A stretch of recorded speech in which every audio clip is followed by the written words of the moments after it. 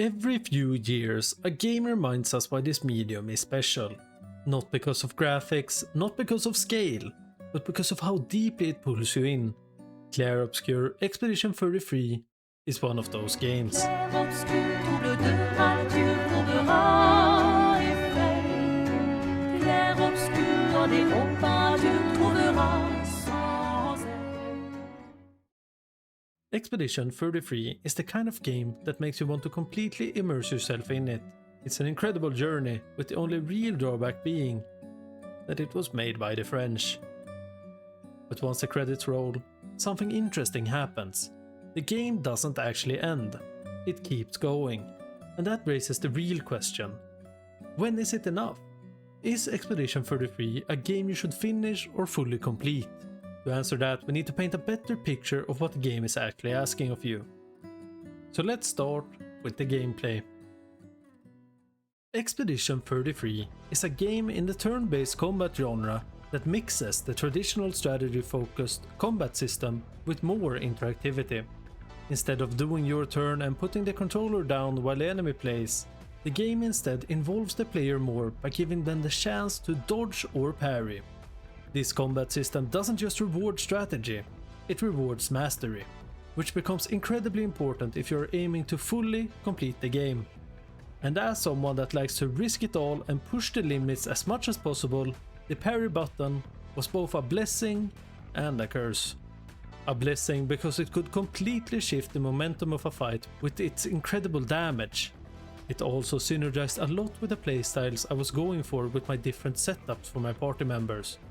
But it's also a curse, because failing it often means instant death when facing a new enemy with a new moveset.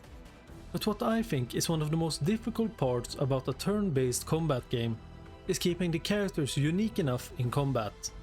Expedition tackles this problem by giving each character a specific gimmick to play around. Whether it's stances that you switch around in combat to achieve different outcomes, to slinging different elements to deal different types of damage, or even supporting your teammates. Something I also thoroughly enjoyed with Expedition 33 was the depth that was creating builds for your characters.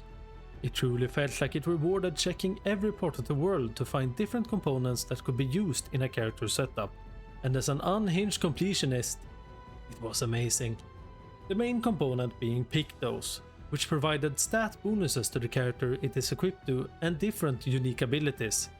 And by using these enough in combat, they would be learned as Illumina instead, and the unique abilities could then be equipped by all of your teammates.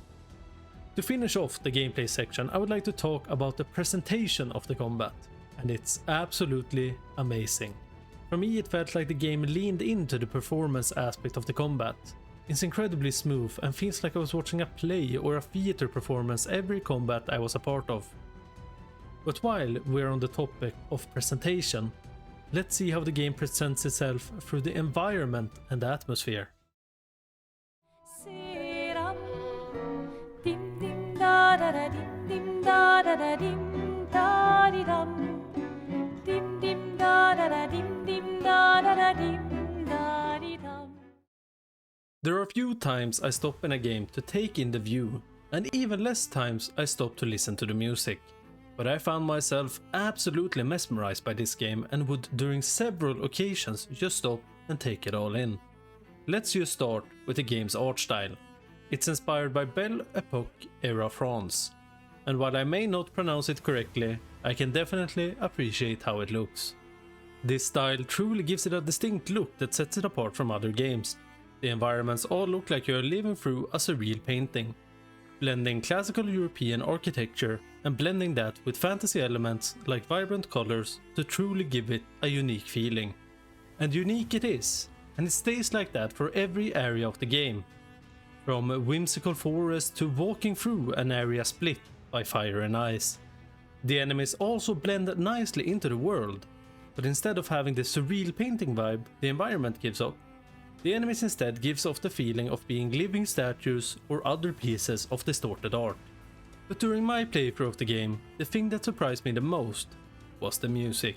It has now been a few weeks since I played and completed Expedition 33, and I still cannot get the music out of my head. It does an incredible job switching between quiet and melancholic pieces during emotional story moments. to more dramatic orchestral tracks during combat. This in turn immerses you more into the feeling of playing through a theater play or watching a performance during combat. You can truly feel the love Sandfall Interactive put into presenting the world. It feels like a love letter to art and all its different forms. While we are talking about the environments, I quickly want to talk about exploration. As a completionist that searched every nook and cranny of the map, this was a mixed bag for me. I love that the game gives you freedom and lets you explore however you want on the world map, especially in the early game. If you were curious about something, go and check it out. But during the later stages of the game, it instead feels too ambitious and in turn feels disjointed. This kind of world design makes exploration feel rewarding early on, but also sets expectations the game struggles to maintain later on. But I will talk about that more when we get into completing the game. So when it comes to the presentation of the world, the environment and atmosphere truly sets a high bar. But does the story and world building live up to that high bar? Expedition 33 tells the story of a desperate mission against an unstoppable fate. Each year, a godlike figure known as the Paintress lowers a number etched onto her monolith, and everyone who has reached that age simply disappears. When the story begins, the number has fallen to 33. In response to this annual purge, humanity sends out a new expedition every year in an attempt to defeat the Paintress. This time, we follow Expedition 33 in their attempt to change humanity's fate. The narrative places a strong focus on the members of the expedition themselves. Each character carries their own fears, regrets, and motivations, which gradually unfolds as the journey progresses.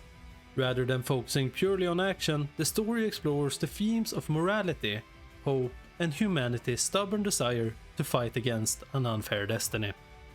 What compelled me the most was how the game subverts the typical RPG story tropes. Instead of being chosen heroes destined to save the world, the expeditioners begin their mission knowing the odds are not in their favor. They take an oath to continue the journey when a comrade falls, not if, when a comrade falls. Their goal is not necessarily to be the heroes who end the cycle, but instead to pave the way for the expeditions that will come after them. This looming inevitability is explored through the characters' conversations and doubts. They frequently question whether their mission truly matters or if their fate has already been decided. That uncertainty makes their journey far more compelling than the typical heroic narrative. You never quite know how things will unfold. And that tension keeps you invested the entire time. Because the story focuses so heavily on character rather than resolution, finishing does not feel like closure, which makes it very easy to justify staying immersed longer in the world than you probably should. The world building pushes this idea even further as players frequently discover traces of previous expeditions, reminders that those who came before sacrificed themselves to pave the way. The credits have come and gone, and for most, that will mean it's time to move on and say goodbye to the characters they have come to love. But I'm not most people. I don't leave games unfinished. I am not done putting the members of Expedition 33 through danger. I am going to push them to their limits and find everything the game has to offer. But first we have to ask, what is left for completion? The easiest part for me to invest myself in was the relationship mechanic in the camp.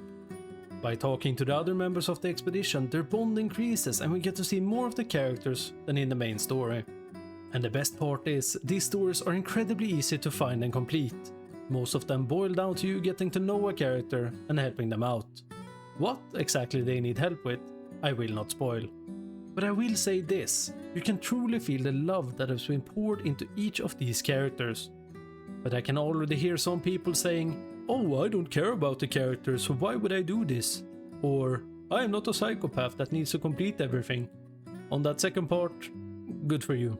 Wish I could say the same. But if the sentimental value is not for you, then we can talk about the combat rewards you receive from the completed quests for each character. By maxing out a relationship with a character, you will unlock their max level gradient attack. And some of these moves are absolutely broken. This is the kind of content that feels essential, not optional, and for most players, this is where completion should realistically stop. As soon as you enter Act 3, you have all the tools you need to finish off all the exploration and side bosses. And here is where some of the more tedious and painful parts when it comes to completion appears. I went into the third act really excited to see what the world had to offer. And the first thing I encountered was an enemy that one-shot my entire party. Some of you might say skill issue, and I mean, yeah, I thought that too. So I spent another hour on the boss, and I noticed that the health bar of the boss had barely moved. And after I just could not take it anymore, I went to another area and absolutely destroyed every enemy there. And that flip between impossible and too easy appeared a lot for me during this time of exploration. This inconsistency breaks the natural flow of exploration. Instead of feeling rewarded for curiosity, it often feels like you're being punished for going in the wrong direction, and that took a lot of the enjoyment out of it for me. If we were to look past that disjointed feeling and instead just look at the content that was presented, it's amazing. Every part of the world has meaning and will give you a deeper understanding of the world and the characters that live in it. As you explore and dive deeper, there will be a lot of optional bosses that will stand in your way. There are in particular 2 areas that will have you questioning if it's worth to beat and complete. Unfortunately for me, my twisted mind will see this challenge and say that it's definitely worth it. These foes will push you to your limits and test your mastery over the combat system. And while it may seem like a useless struggle, trust me, you will never forget that feeling when that victory screen appears. While I like to go in blind when completing games, there's always one thing I check beforehand, and that is if there are any missable achievements. And that is usually more common when it comes to older games, but unfortunately it has bled over into this game. There are 3 achievements that are missable, which might sound like a nothing issue, and while that might be the case for one of the achievements that are directly at the beginning of the game, the other 2 are further into the game, with one being directly at the end. The one at the end in particular is connected to a dialogue option in a character quest, and if you don't agree with the choice, you will miss out on that achievement. This is one of the few areas where the game actively works against a blind completionist playthrough. Clair Obscur Expedition 33, an experience that will stay with me for a very long time.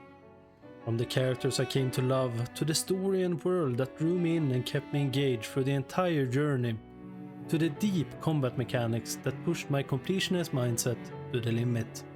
But while I absolutely love this game, I cannot recommend fully completing it.